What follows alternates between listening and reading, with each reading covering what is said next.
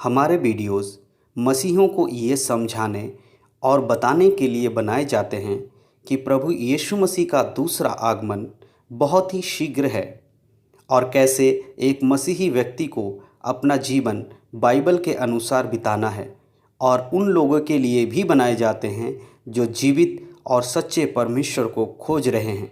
किसी व्यक्ति या धर्म की आलोचना करना हमारा उद्देश्य बिल्कुल भी नहीं है।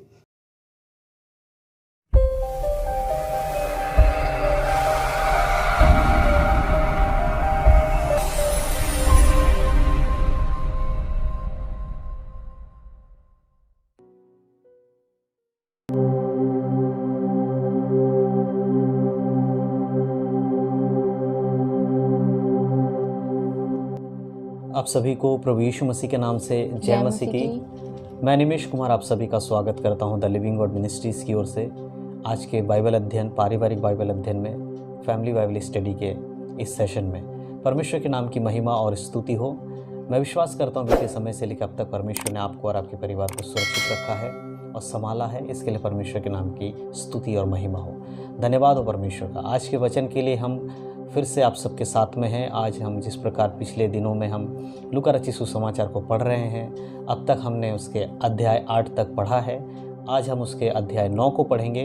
तो वचन में जाने से पहले हम लोग प्रार्थना करेंगे, परमेश्वर के हाथों में समर्पण करेंगे ताकि परमेश्वर हमें बुद्धि और ज्ञान दे और अपनी गहरी बातों को समझने के लिए हमें समझ दे।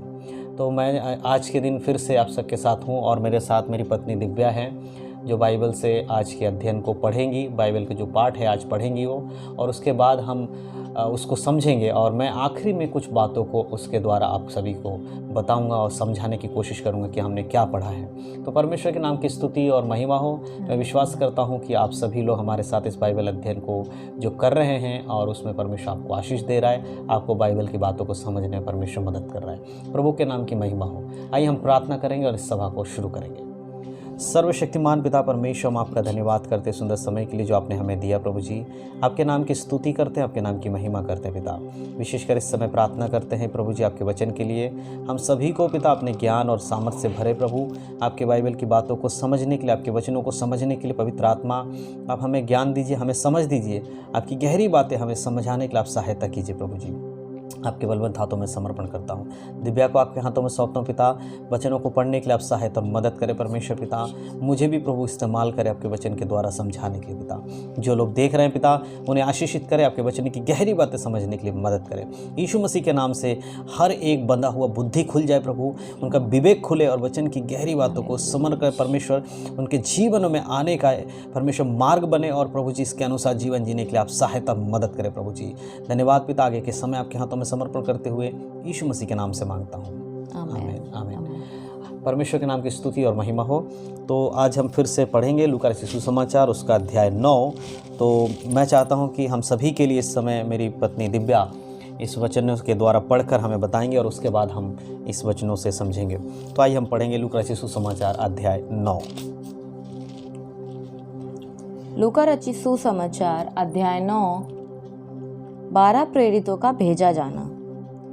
फिर उसने 12 को बुलाकर उन्हें सब दुष्ट आत्माओं और बीमारियों को दूर करने की सामर्थ और अधिकार दिया और उन्हें परमेश्वर के राज्य का प्रचार करने और बीमारों को अच्छा करने के लिए भेजा।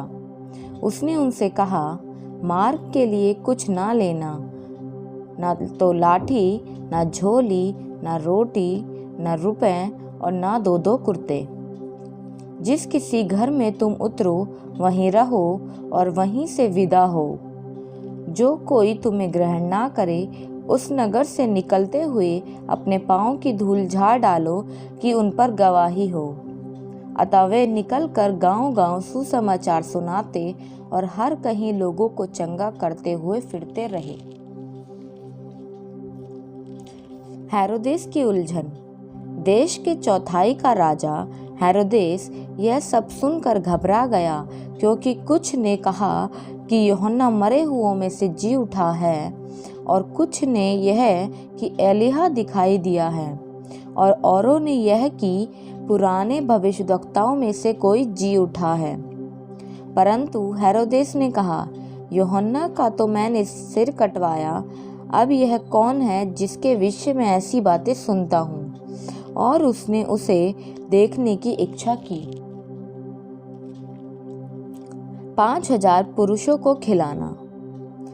फिर प्रेरितों ने लौटकर जो कुछ उन्होंने किया था उसको बता दिया, और वह उन्हें अलग करके बैतसदा नामक नगर को ले गया। यह जानकर भीड़ उसके पीछे हो ली, और वह आनंद के साथ उससे मिला, और उसने परमेश्वर के राज्य की बातें करने लगा, और जो चंगे होना चाहते थे उन्हें चंगा किया। जब दिन ढलने लगा तो 12 ने आकर उससे कहा, भीड़ को विदा कर कि चारों ओर के गांवों और बस्तियों में जाकर टिके और भोजन का उपाय करें, क्योंकि हम यहाँ सुनसान जगह में हैं। उसने उससे कहा, तुम ही उन्हें खाने को दो। उन्होंने कहा, हमारे पास 5 रोटी और 2 मछलियों को छोड़ और कुछ नहीं, परंतु हाँ, यदि हम जाकर इन सब लोगों के लिए भोजन मोल ले तो हो सकता है। वे लोग तो 5,000 पुरुष के लगभग थे। तब उसने अपने चेलों से कहा, उन्हें 50-50 करके पाती पाती बैठा दो। उन्होंने ऐसा ही किया और सबको बैठा दिया। तब उसने वे 5 रोटियां और 2 मछलियां ली और स्वर्ग की ओर देखकर धन्यवाद किया, और तोड़ तोड़ कर चेलों को देता गया कि लोगों को परोसे। तब सब खाकर तृप्त हुए, और चेलों ने बचे हुए टुकड़ों से 12 टोकरियां भर उठाई। पतरस का यीशु को मसीह स्वीकार करना। जब वह एकांत में प्रार्थना कर रहा था और चेले उसके साथ थे, तो उसने उनसे पूछा, लोग मुझे क्या कहते हैं? उन्होंने उत्तर दिया, यूहन्ना बपतिस्मा देने वाला, और कोई एलिय्याह, और कोई यह कि पुराने भविष्यद्वक्ताओं में से कोई जी उठा है। उसने उनसे पूछा, परंतु तुम मुझे क्या कहते हो? पतरस ने उत्तर दिया, परमेश्वर का मसीह। तब उसने उन्हें चिता कर कहा कि यह किसी से ना कहना। उसकी मृत्यु के विषय यीशु की भविष्यवाणी।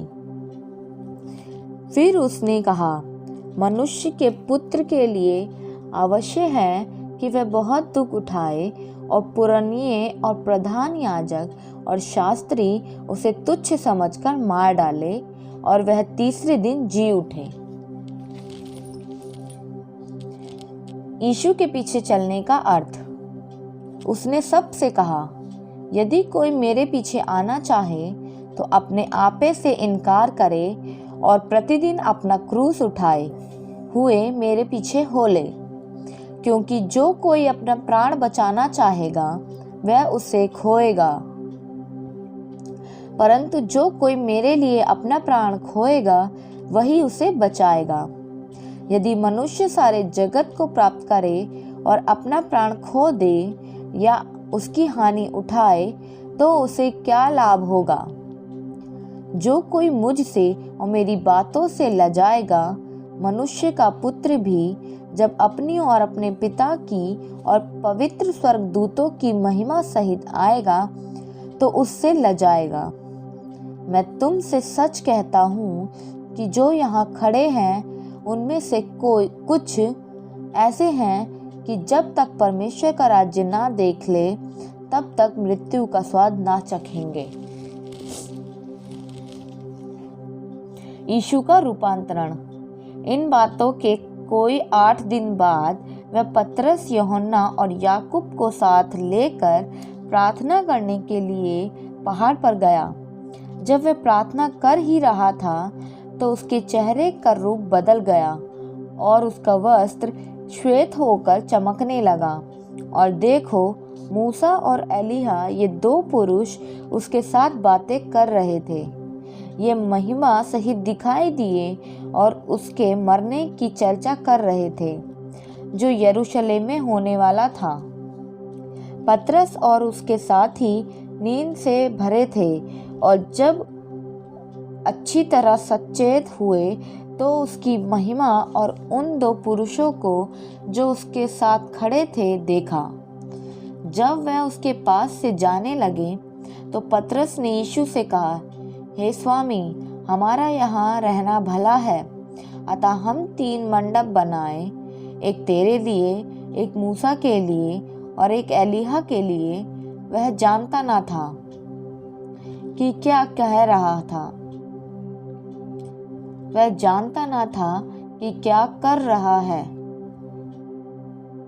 वह यह कह ही रहा था कि एक बादल ने आकर उन्हें छा लिया, और जब वह उस बादल से घिरने लगे तो डर गए। तब उस बादल में से यह शब्द निकला, यह मेरा पुत्र और मेरा चुना हुआ है, इसकी सुनो। यह शब्द होते ही यीशु अकेले पाया गया और वह चुप रहे, और जो कुछ देखा था उसकी कोई बात उन दिनों में किसी से न कही। दुष्ट आत्मा ग्रसित बालक को चंगा करना। दूसरे दिन जब वे पहाड़ से उतरे तो एक बड़ी भीड़ उससे आ मिली, और देखो, भीड़ में से एक मनुष्य ने चिल्लाकर कहा, हे गुरु, मैं तुझसे विनती करता हूँ कि मेरे पुत्र पर कृपा दृष्टि कर, क्योंकि वह मेरा एकलौता है, और देख, एक दुष्ट आत्मा उसे पकड़ती है, और वह एकाएक चिल्ला उठता है, और वह उसे ऐसा मरोड़ती है कि वह मुंह में फेन भर लाता है, और उसे कुचल कर कठिनाई से छोड़ती है। मैंने तेरे चेलों से विनती की कि उसे निकाले, परंतु वह ना निकाल सके। यीशु ने उत्तर दिया, हे अविश्वासी और हठीले लोगों, मैं कब तक तुम्हारे साथ रहूंगा और तुम्हारी सहूंगा। अपने पुत्र को यहाँ ले आ। वह आ ही रहा था कि दुष्ट आत्मा ने उसे पटक कर मरोड़ा, परंतु यीशु ने अशुद्ध आत्मा को डांटा और लड़के को अच्छा करके उसके पिता को सौंप दिया। तब सब लोग परमेश्वर के महासामर्थ्य से चकित हुए। अपनी मृत्यु के विषय यीशु की पुनः भविष्यवाणी। परंतु जब सब लोग उन सब कामों से जो वह करता था अचंभित थे, तो उसने अपने चेलों से कहा, तुम इन बातों पर कान दो, क्योंकि मनुष्य का पुत्र मनुष्य के हाथ में पकड़वाया जाने को है।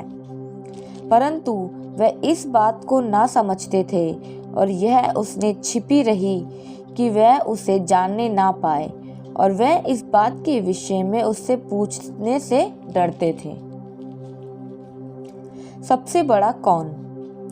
फिर उसने यह विवाद होने लगा कि हम में से कौन बड़ा है। पर यीशु ने उनके मन का विचार जान लिया, और एक बालक को लेकर अपने पास खड़ा किया, और उसने कहा, जो कोई मेरे नाम से इस बालक को ग्रहण करता है वह मुझे ग्रहण करता है, और जो कोई मुझे ग्रहण करता है वह मेरे भेजने वाले को ग्रहण करता है। क्योंकि जो तुम में से सबसे छोटे से छोटा है वही बड़ा है। जो विरोध में नहीं वह पक्ष में है। तब यूहन्ना ने, हे स्वामी, हमने एक मनुष्य को तेरे नाम से दुष्ट आत्माओं को निकालते देखा। हमने उसे मना किया, क्योंकि वह हमारे साथ होकर हम तेरे पीछे नहीं हो लेता। यीशु ने उससे कहा, उसे मना मत करो, क्योंकि जो तुम्हारे विरोध में नहीं वह तुम्हारी ओर है। सामरियों द्वारा यीशु का विरोध। जब उसके ऊपर उठाए जाने के दिन पूरे होने पर थे, तो उसने यरूशलेम जाने का विचार दृढ़ किया। उसने अपने आगे दूत भेजे। वे सामरियों के एक गांव में गए कि उसके लिए जगह तैयार करे, परंतु उन लोगों ने उसे उतरने ना दिया, क्योंकि वह यरूशलेम जा रहा था।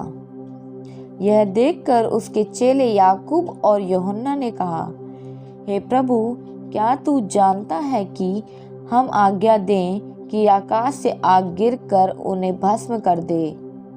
परंतु उसने फिर कर उन्हें डांटा और कहा, तुम नहीं जानते कि तुम कैसी आत्मा के हो, क्योंकि मनुष्य का पुत्र लोगों के प्राणों को नाश करने नहीं वरन बचाने के लिए आया है।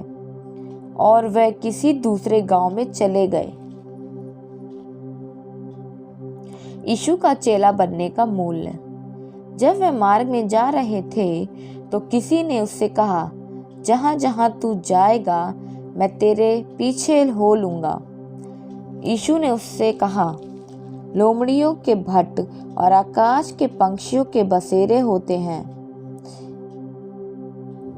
पर मनुष्य के पुत्र को सिर ढकने की जगह नहीं। उसने दूसरे से कहा, मेरे पीछे हो ले। उसने कहा, हे प्रभु, मुझे पहले जाने दे कि अपने पिता को गाड़ दूं। उसने उससे कहा, मरे हुओं को अपने मुर्दे गाड़ने दे, पर तू जाकर परमेश्वर के राज्य की कथा सुना। एक और ने भी कहा, हे प्रभु, मैं तेरे पीछे हो लूंगा, पर पहले मुझे जाने दे कि अपने घर के लोगों से विदा लूं।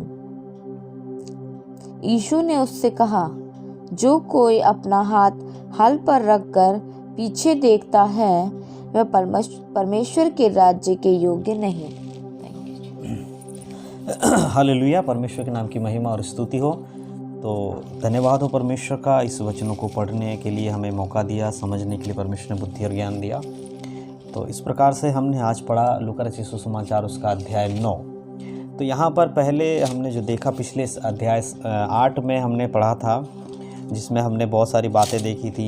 एक लड़की को, मुर्दे को जीवित करते हुए यीशु मसीह को हमने देखा। एक 12 वर्ष की लहू बहने वाली स्त्री को, उसकी चंगाई के विषय में देखा। एक दुष्ट आत्मा से ग्रसित व्यक्ति को हमने देखा किस प्रकार से वो स्वतंत्र हुआ है। तो हमने 8 अध्याय में इस प्रकार देखा है। अगर आप में से किसी ने भी हमारे उस वीडियो को नहीं देखा 8 अध्याय को, तो आप ज़रूर उसे देखें। हमारे डिस्क्रिप्शन में उसका लिंक दिया गया और आई बटन पर भी आपको उसका लिंक मिल जाएगा। एक बार आप जाकर उसको ज़रूर देखें। तो आज हम पढ़ रहे हैं अध्याय 9।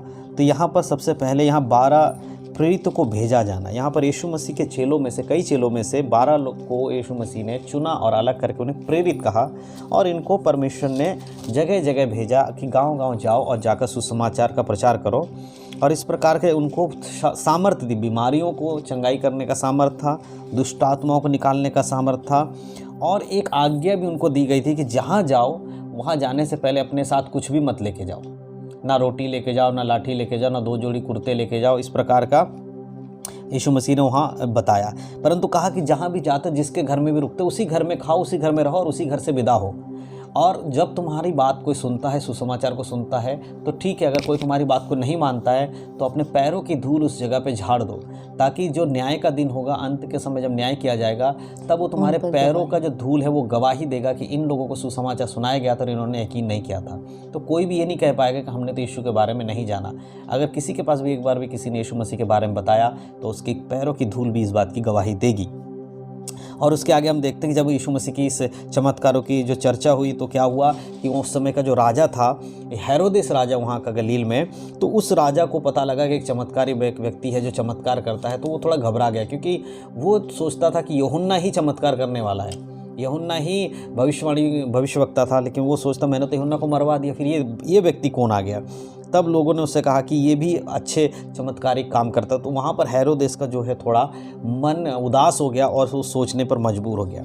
फिर इसके बाद क्या होता है कि यीशु मसीह कहीं जा रहे होते हैं और उनके साथ बहुत सारी भीड़ चल रही होती है, उसके बातों को सुनने के लिए यीशु मसीह के साथ चलती है। तो एक जगह जाकर अंधेरे का समय या रात होने का समय जब होता है, तो यीशु मसीह अपने चेलों से कहते हैं इनको विदा कर दे। ठीक है, यीशु मसीह के चेले यीशु मसीह से कहते हैं इनको विदा कर दे। तो यीशु मसीह कहते हैं कि इनको विदा नहीं करना, जो भी तुम्हारे पास भोजन है वो इनको अरेंजमेंट, इनके लिए तुम इंतज़ाम करो ताकि इनको भोजन मिले। तो उनके चेले कहते हैं कि हमारे पास ज़्यादा कुछ नहीं है, हमारे पास क्या है, 5 रोटी और 2 मछली है। इतने सारे लोगों को हम कैसे खिला पाएंगे। जहाँ वहाँ पर लोग लिखे 5000 के लगभग पुरुष थे, तो पुरुष के अलावा उसमें बच्चे भी रहे होंगे, स्त्रियां भी रही होंगी, तो यहाँ पुरुषों की गिनती की गई, तो आप समझ सकते कितनी ज़्यादा थे। तो 5 रोटी और 2 मछली को यहाँ पर परमेश्वर ने इतने सारे लोगों को खिलाया। यीशु मसीह ने परमेश्वर का धन्यवाद किया और उन रोटियों को तोड़ तोड़ कर देता गया, और वो रोटियां ख़त्म नहीं हुई। और उसके बाद जब सब लोग खा के तृप्त हो गए, आप समझ जाइए 5000 लोग पुरुष थे, उसके अलावा स्त्रियां और बच्चे अलग, इन सब ने खा लिया। उसके बाद भी लास्ट में उन बची हुई रोटियों में से 12 टोकरियां भर के उठाई गई। आप समझ पा रहे हैं, 5 रोटी 2 मछलियों में से भी खिलाने के बाद ही 12 टोकरी भर के उठाई गई। तो यहाँ पर एक चमत्कार यीशु मसीह के द्वारा किया गया। फिर पतरस का यीशु को मसीह करके स्वीकार करना, यानी कि पतरस ने देखा और यीशु मसीह को प्रभु कहा। उससे पहले सब लोग क्या कह रहे थे कि कोई ये भविष्यवक्ता होगा या एलिया होगा या एलीशा, कोई भविष्यवक्ताओं में से कोई एक जी उठा, इस प्रकार का मानते थे। तब यीशु मसीह ने पतरस से कहा कि तुम मुझे क्या मानते हो। तो पतरस ने कहा, प्रभु तू मसीह है, परमेश्वर का जन। इस प्रकार पतरस ने यहाँ परमेश्वर को प्रभु करके अंगीकार किया और ग्रहण किया। और उसके आगे देखते हैं हम, यीशु मसीह ने अपनी ही मृत्यु के विषय में यहाँ पहली भविष्यवाणी की। क्या भविष्यवाणी की कि मनुष्य का पुत्र यानी कि यीशु मसीह का अवश्य कि वो दुख उठाए और प्रधान लोग और याजक लोग के द्वारा सताया जाए और शास्त्री लोग उससे तुच्छ जानकर समझकर उसे मार डालें, परंतु वो तीसरे दिन जी उठे। ये भविष्यवाणी यीशु मसीह ने वहाँ पहली बार की अपने मृत्यु के विषय में। ठीक है, तो ये भविष्यवाणी ही। फिर उसके बाद यीशु मसीह बताते हैं उस यीशु के पीछे चलने का जो अर्थ है वो क्या करें। तो उन्होंने एक बात वहाँ पर कही कि जो कोई मेरे पीछे आना चाहता है वो अपना आपका इनकार करे, अपने आपे का यानी कि खुद के स्वभाव का, खुद के पाप के स्वभाव का इनकार करे और मेरे पीछे हो ले और अपना क्रूस उठाए, यानी कि दुख और पीड़ाओं में होकर मेरे पीछे हो ले। इस प्रकार यीशु मसीह यहाँ पर समझाते हैं और कहते हैं यदि कोई मनुष्य सारे जगत को प्राप्त कर ले, दुनियादारी को प्राप्त कर ले, सब कुछ को हासिल कर ले और उसके बाद अगर उसका आत्मा को नरक में डाल दिया जाए, उससे उसको क्या लाभ होगा। इस प्रकार का उदाहरण देकर यीशु मसीह समझाते हैं कि जो व्यक्ति यीशु मसीह को अपना प्रभु करके ग्रहण करने से शर्माते हैं, डरते हैं, ऐसे लोगों के लिए यीशु मसीह यहाँ कहते हैं कि जब परमेश्वर यीशु मसीह फिर से लौट कर इस संसार में आएंगे अपने उस महासामर्थ के साथ, अपने स्वर्गदूतों की महिमा के साथ, परमेश्वर की महिमा के साथ जब वो आएंगे, तब उन लोगों से वो भी शर्माएंगे जो लोग आज यीशु को ग्रहण करने से शर्माते हैं, डरते हैं। यीशु उनसे भी मुंह फेर के चला जाएगा। इस प्रकार की यहाँ पर एक भविष्यवाणी भी यीशु मसीह करते हैं।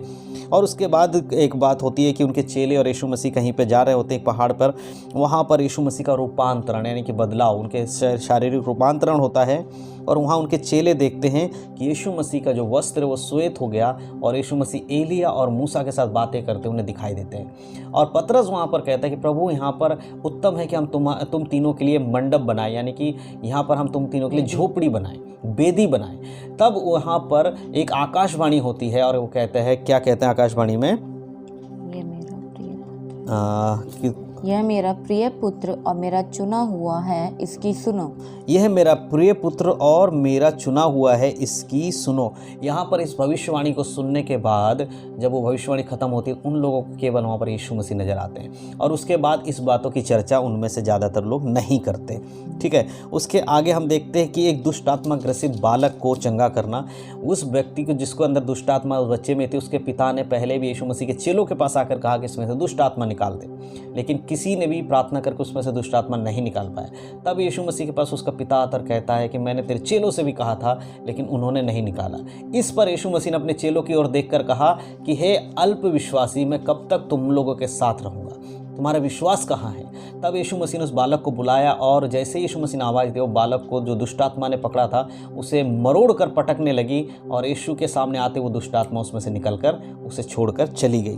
तो इस प्रकार से यहाँ पर हम देखते हैं कि यीशु मसीह ने दुष्टात्मा को निकाला और जो अविश्वास करने वाले लोग थे उनको बताया कि मैं कब तक तुम्हारे साथ रहूँगा, लेकिन तुम्हें भी तैयार होना है इन सब बातों के लिए।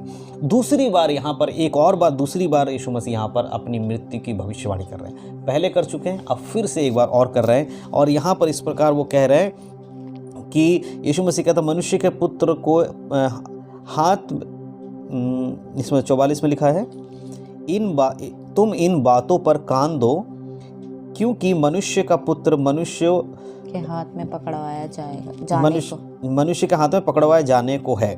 यहाँ पर फिर से वो एक याद दिलाते हैं कि मैंने जो भविष्यवाणी की थी कि मनुष्य का पुत्र पकड़वाया जाएगा, मारा जाएगा, अब वो समय आने पर है कि मनुष्य का पुत्र पकड़वाया जाने वाला है। यहाँ दूसरी भविष्यवाणी यीशु मसीह करते हैं और अपने चेलों को बताते हैं। अब यहाँ पर उसके बाद एक चर्चा चलती है चेलों में आपस में कि सबसे बड़ा कौन है हम में से, आपके चेलों में से सबसे बड़ा कौन होगा।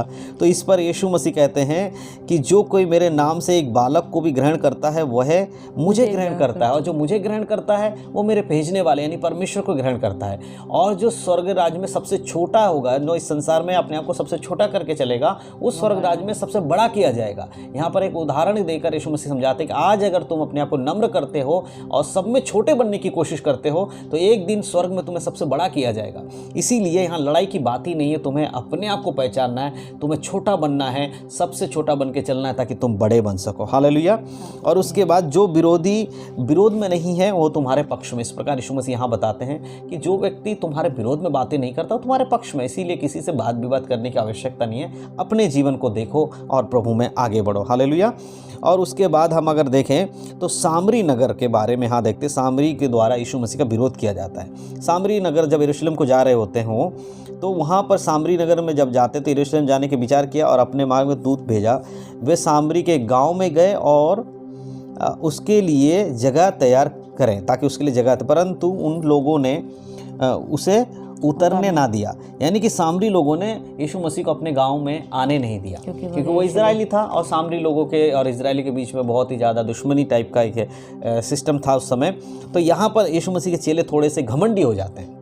घमंडी होने के बाद कहते क्या है, प्रभु तू कहे तो हम स्वर्ग से आप आज्ञा दे ताकि स्वर्ग से आग उतरे और इन लोगों को भस्म कर दे, जैसे एलिया के टाइम पे हुआ करता था, मूसा के टाइम पे हुआ करता था, वही बात इनके अंदर आ गई। तो यीशु मसीह ने डांट दिया, नहीं तुम नहीं जानते कि तुम किस आत्मा से भरे हुए हो। इसीलिए उनको बोला कि नहीं, मनुष्य का पुत्र किसी को नाश करने नहीं आया है परंतु बचाने आया है। तो वहाँ से उसके बाद फिर यीशु मसीह जाकर दूसरे जगह जाकर प्रचार करते हैं और दूसरे गाँव में पहुँचते हैं। ठीक है। उसके बाद यीशु के चेला बनने का जो मूल्य उनको बताया अपने चेलों को कि यीशु के चेला बनने का मूल्य क्या है, कि जब वो किसी जहाँ कहीं तू जाए, किसी ने कहा कि जब वे मार्ग में जा रहे थे तो किसी ने उससे कहा जहाँ तू जाएगा मैं तेरे पीछे हो लूँगा। इस प्रकार यीशु मसीह से किसी ने कहा। तब यीशु मसीह ने कहा कि तू मेरे पीछे तो हो लेगा, लेकिन सबसे पहले सुन ले कि लोमड़ियों के तो सिर छुपाने के लिए जगह हो सकती है, लेकिन मनुष्य के पुत्र यानी कि यीशु मसीह को सिर छुपाने की भी जगह नहीं है। तू मेरे साथ चलेगा तो तेरा हाल भी इसी प्रकार का होगा। तब एक दूसरे से यीशु मसीह ने कहा कि अब तू मेरे पीछे हो ले। तो यहाँ पर कुछ लोग बहाने बनाने लगते हैं कि हमें पहले जाने दे ताकि हम अपने पिता को गाड़ के आ जाए, यानी कि पिता की मृत्यु के बाद हम तेरे पीछे हो लेंगे। तो यीशु मसीह कहता है मुर्दों को अपने मुर्दे गाड़ने दे। तो यहाँ पर एक्सक्यूज़ नहीं, यीशु मसीह कहता है जब मैंने तुझे पुकारा तुझे चलना है, क्या होने वाला है उसकी चिंता मत कर। ठीक है। और इस प्रकार सब ने अपना अपना बहाना दिया। ठीक है कि और उसके बाद क्या मुर्दों को मुर्दे गाड़ने दे। एक ने ये भी कहा कि हे प्रभु मैं तेरे पीछे हो लूँगा पर पहले मुझे अपने घर के लोगों से विदा ले आऊँ, इस प्रकार का। तो यीशु मसीह यहाँ कहते हैं एक बात को कि कोई व्यक्ति हल पर हाथ रख अगर पीछे मुड़कर देखता है तो वो परमेश्वर के राज्य के योग्य नहीं है। तो मेरे प्रिय यहाँ पर मेन जो हमने बातें समझी हैं वो मैं आपको बता देता हूँ कि यीशु मसीह ने सबसे पहले यहाँ तो 2 बार अपनी मृत्यु के बारे में भविष्यवाणी की है कि वो मारा जाएगा और तीसरे दिन जी उठेगा। और यहाँ पर सवाल ये था कि बहुत सारे विश्वासी के साथ उस समय के चेले भी, जैसा आज विश्वासी लोग करते हैं उस समय चेले भी करते थे कि भाई हम में से बड़ा कौन होगा जो तेरे साथ चलता है। यीशु मसीह कहता है जो सबसे छोटा बनेगा वो सबसे बड़ा किया जाएगा। और यीशु मसीह के चेला बनने का मूल्य यही है कि आपको दुख उठाना होगा, आपको सिर छुपाने तक की जगह नहीं मिलेगी, आपको परेशानियों को चलना पड़ेगा। इस प्रकार यीशु मसीह शिक्षा देते हैं। तो इन वचनों के द्वारा आज ये 9 अध्याय हमने पढ़ा और लूका रचित सुसमाचार 9 अध्याय को जब हमने पढ़ा तो हमने देखा किस प्रकार से एक विश्वासी जीवन को जीने के जो गुण हैं वो परमेश्वर यीशु मसीह हमें देते हैं, और किस प्रकार से यीशु मसीह के द्वारा उद्धार में यीशु मसीह ने उद्धार देकर हमें जगत में बचाया है, अपनी मृत्यु के बारे में भविष्यवाणी करके बताया है, कैसे आश्चर्य कर्म करके हजारों लोगों को 5 रोटी 2 मछली से खाना खिलाया है। तो मैं विश्वास करता हूँ कि ये वचन आज हम सभी के लिए आशीष का वचन रहा और अच्छे से आप इस 9वें अध्याय को समझ पाए हैं और परमेश्वर के नाम की महिमा हो। मैं विश्वास करता हूँ कि आप सब हमारे साथ मिलकर बाइबल का इस अध्ययन में शामिल हैं, पढ़ते हैं। इस वीडियो को और भी लोगों तक शेयर करें ताकि और भी लोग हमारे साथ जुड़ें और इन बातों को समझ पाएँ। परमेश्वर के नाम की स्तुति और महिमा हो। अगर आप में से कोई व्यक्ति पहली बार इस वीडियो को देख रहे हैं, हमारे चैनल में नए हैं, तो प्लीज़ आप हमारे चैनल को सब्सक्राइब कर लें। हमारे चैनल के जो बेल आइकॉन है उसको भी आप प्रेस कर लें ताकि आप तक नोटिफिकेशन पहुँचने पाए और ज़्यादा से ज़्यादा लोगों को इन्वॉल्व करें बाइबल स्टडी करने के लिए और ज़्यादा से ज़्यादा लोगों को इनक्रेज करें कि वो बाइबल को पढ़ें, उनके उत्साह को बढ़ाएं। आप भी पढ़ें, अपने परिवार के साथ पढ़ें। परमेश्वर आप सबको आशीष दें। इस वचनों के द्वारा आप लोग आशीषित रहें, प्रभु में बने रहें। यीशु मसीह के नाम से आप सबको जय मसीह की। आशीषित रहें, प्रभु में बने रहें, उद्धार में चले, यीशु मसीह के नाम में आमीन।